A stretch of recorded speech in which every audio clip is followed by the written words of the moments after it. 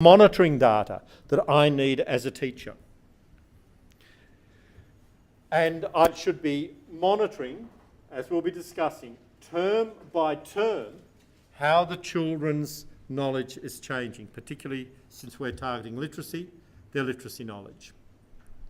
So one key front is putting the teaching in place and having the tools for monitoring it. And I'm going to be suggesting we monitor it term by term. That's going to be a big issue for us. The second one, increasing staff awareness. I want the rest of the staff to really be aware of what I'm doing. I want feedback from them. I want them to see that where I'm going, they'll be going next year. But through what I'm doing now, I'm basically working out a pathway for them to follow.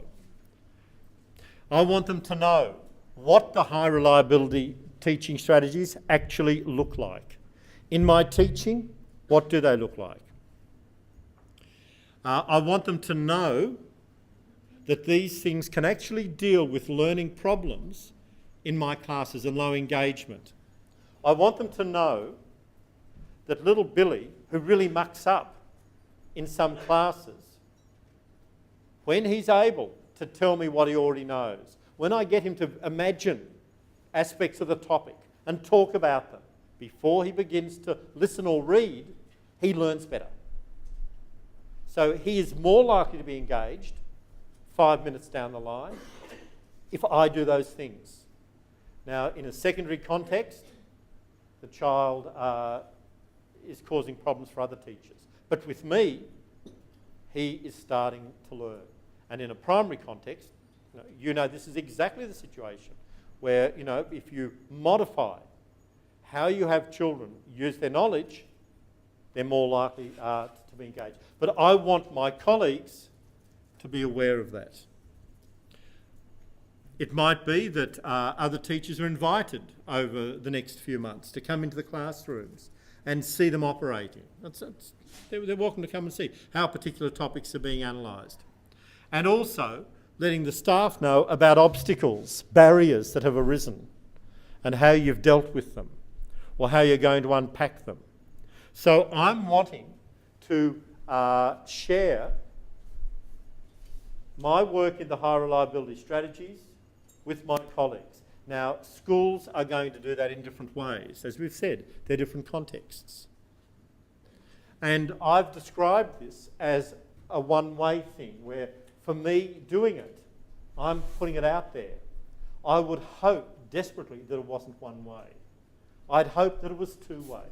I'd hope that there was a group of staff who I was meeting with regularly who weren't doing the high reliability strategies necessarily, but who were interested enough to want to talk with me about it, to interrogate how it's going, to offer suggestions, so that it is definitely a two-way interactive dialogue.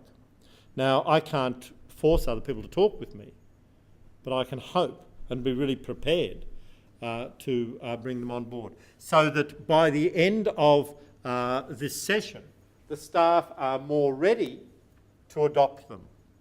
And as I've said there, that the staff are actually closer to seeing that these teaching procedures can work and that they can solve problems. Now, this is a different approach from a PD situation where we say everyone's got to do these things or this is what we're going to do and so on. It's the teachers who are doing the activity judiciously, feeding into staff knowledge how it's going, and the school leadership team really endorsing it and standing behind it and making those opportunities. Is this okay? Now, I could ask, to what extent is that going on at present in your schools? I believe this is really important.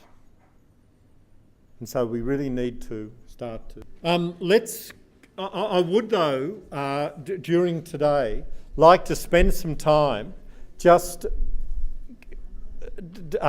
getting a list of some of the issues that actually are confronting you at this point, so we can try and work in terms of those issues as much as we can from your knowledge base as well. The third area is, it's interesting, we should be bringing this up, I guess, how we actually bring the school leadership team on board with the high reliability strategies.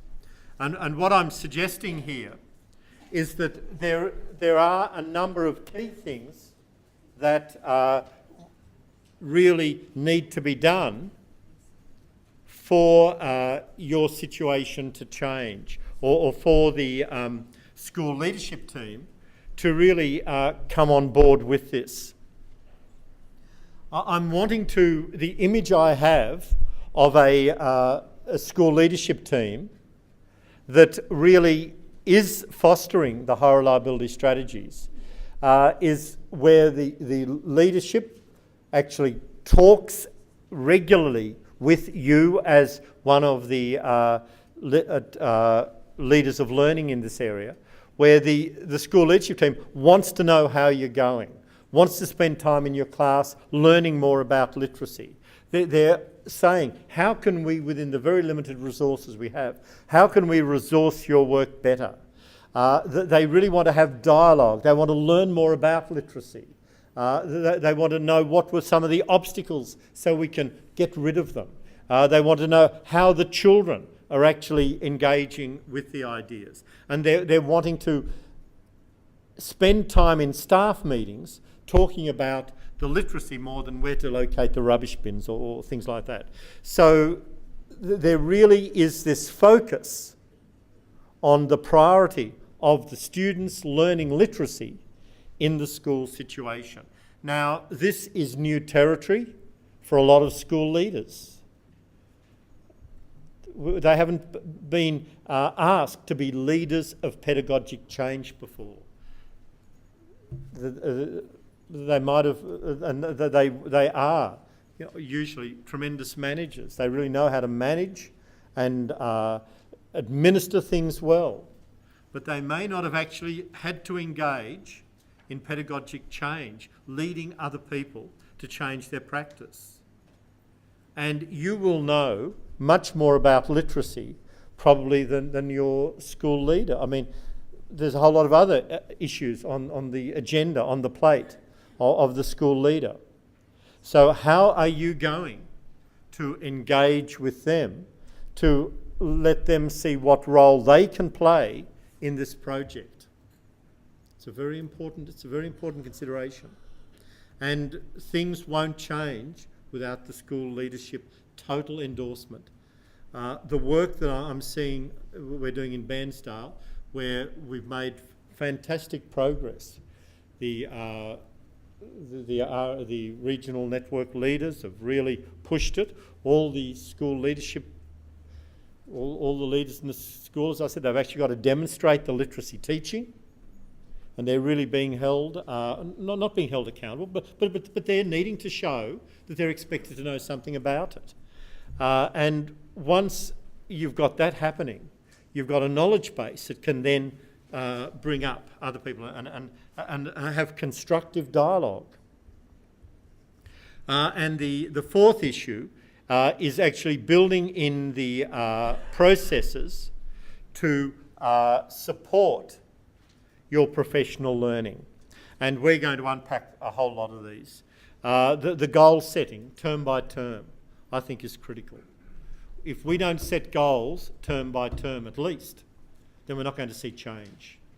And I'm wanting to set goals explicitly in terms of literacy.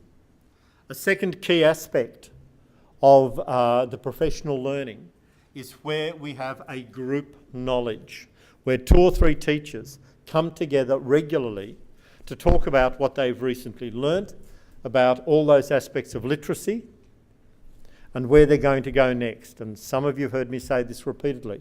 I believe when I brought that in at Belfield, that really had a tremendous difference.